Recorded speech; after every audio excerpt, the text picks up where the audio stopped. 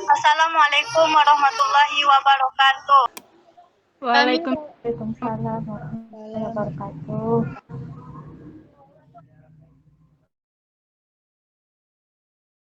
Presentasi kami yang berjudul Pengendalian Audit Sistem Informasi, yang mana dosen pengampunya oleh Urfi Utami dan nama kelompok kami Sadri Maulana Andika 2036118, Sandi Agustia Saputra 2036172, Fajri Husairi 1836011, Rehaniza 2036170, Rizky Amelia 2036020, Sakiyatun Rahma 2036022, Reva Alda Sonia 2036164, Wahyuni Syahri 2036059. Baiklah, hasil presentasi kami yang pertama akan dibacakan oleh Sadri Maulana Andika. Kepada Sadri dipersilahkan. Oke. Tabel of content. 1. Pengertian audit sistem informasi. 2. Tujuan audit sistem informasi. 3. Fungsi internal auditor dan auditor. 4. Studi kasus pengendalian sistem informasi. Kita masuk slide yang keempat. Pengertian audit sistem informasi. Menurut Gramling, Rifterberg, dan Johnston 2012, internal kontrol pengendalian internal diperlukan untuk mengidentifikasi risiko agar proses bisnis perusahaan tidak terganggu. Jadi, pengendalian internal adalah pengendalian dalam suatu organisasi bertujuan untuk menjaga kebijakan dan prosedur, kehandalan dalam proses dan operasi yang efisien. Selanjutnya akan dibacakan oleh Saudara Sandi. Tujuan audit sistem informasi. 1. Confirmance atau kesesuaian.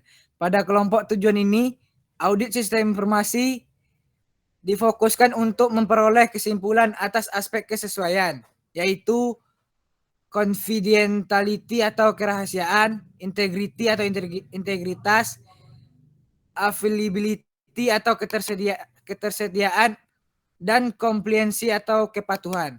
2. Performance atau kinerja.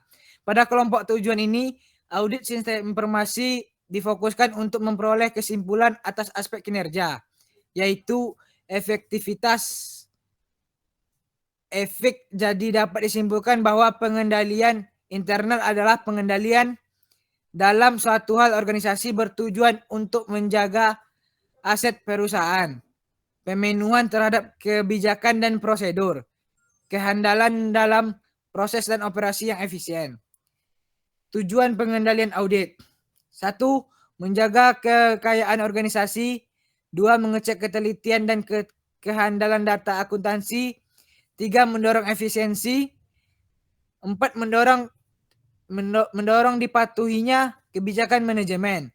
5. Pengendalian umum. 6. Tujuan pengendalian umum lebih menjamin integritas data yang terdapat di dalam sistem komputer dan sekaligus meyakinkan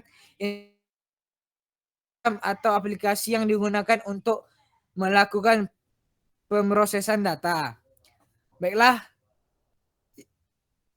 selanjutnya oleh Bang Fajri. Kepada Bang Fajri dipersilakan. Unsur pengendalian aplikasi. Yang pertama, pengendalian adalah invest antara user RS dengan sistem berbasis teknologi informasi. 2. Pengendalian proses pengolahan data atau proses kontrol. 3. Pengendalian keluaran atau output kontrol yang merupakan pengendalian yang dilakukan untuk menjaga output sistem agar akurat, lengkap, dan digunakan sebagai mestinya. Berikutnya slide 9, tujuan pengendalian aplikasi. Tujuan pengendalian aplikasi dimaksudkan untuk memastikan bahwa data input secara benar ke dalam aplikasi, diproses secara benar, dan terdapat pengendalian yang memadai atas output yang dihasilkan.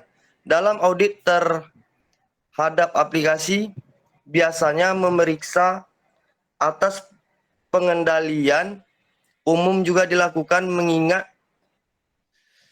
memiliki kontrol terhadap efektivitas atas pengendalian aplikasi. Berikutnya selanjutnya dibacakan oleh teman saya. Fungsi internal auditor dan audifier. Yang pertama, mengevaluasi pengendalian atas aplikasi-aplikasi tertentu yang mencakup analisis terhadap risiko dan pengendalian atas aplikasi seperti e-business, sistem perencanaan sumber daya perusahaan. Yang kedua, memberikan asersi atau asuransi atas proses-proses tertentu seperti audit dengan prosedur-prosedur tertentu yang disepakati bersama dengan audit mengenai lingkungan asersi. Next. Kemudian memberikan asersi atas aktivitas pengolahan data pihak ketiga dengan tujuan untuk memberikan asersi bagi pihak lain yang memerlukan informasi mengenai aktivitas pengendalian data.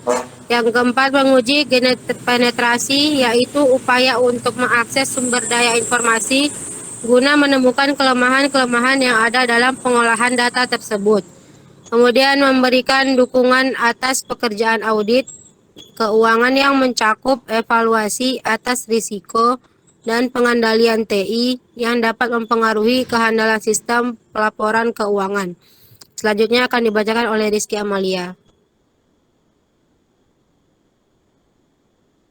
Saya akan melanjutkan presentasi dari teman saya yaitu Rehan. Yang keenam ada fungsi internal auditor dan auditor. Yang keenam, mencari kecurangan TI, yaitu menginvestigasi catatan komputer dalam investigasi kecurangan aplikasi seperti e-business, sistem perencanaan sumber daya perusahaan. Yang ke-8 ada memberikan asersi atau asuransi atas proses tertentu seperti audit dengan prosedur-prosedur tertentu yang disepakati bersama mengenai asersi. Selanjutnya ada jenis pengendalian internal dalam mengidentifikasi risiko proses bisnis. Yang pertama ada pengendalian organisasi dan otorisasi. Yang dimaksud dengan pengendalian organisasi adalah secara umum terdapat permisahan tugas dan jabatan antara pengguna sistem atau operasi dan administrator sistem operasi, dan juga dapat dilihat bahwa pengguna hanya dapat mengakses sistem apabila memang telah diotorisasi oleh administrator. Selanjutnya ada pengendalian operasi. Operasi sistem informasi dalam perusahaan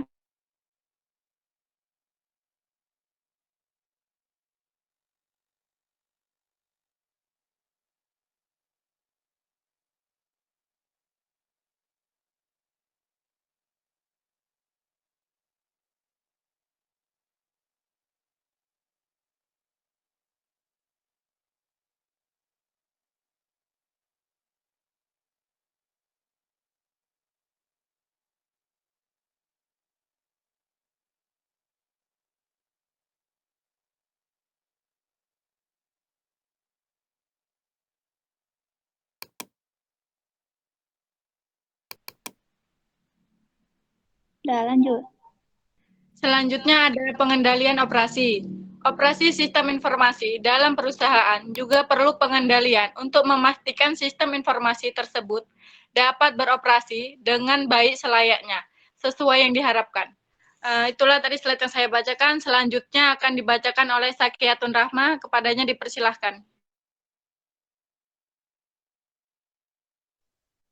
Selanjutnya, pengendalian perubahan. Merupakan perubahan-perubahan yang dilakukan terhadap sistem informasi harus dikendalikan, termasuk pengendalian versi dari sistem informasi tersebut.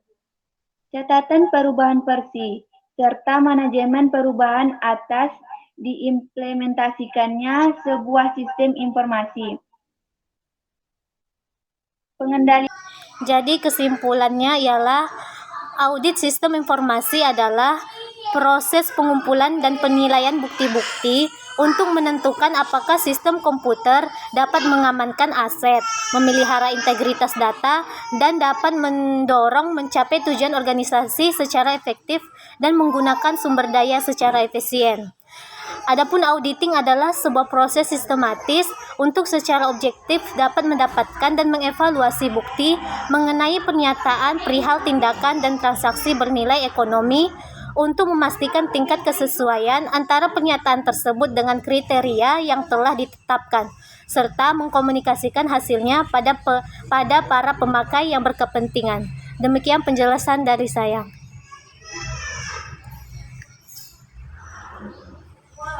Baiklah, demikian hasil diskusi kami. Jika terdapat kesalahan, kami mohon maaf. Assalamualaikum warahmatullahi wabarakatuh. Waalaikumsalam warahmatullahi wabarakatuh. Warahmatullahi wabarakatuh.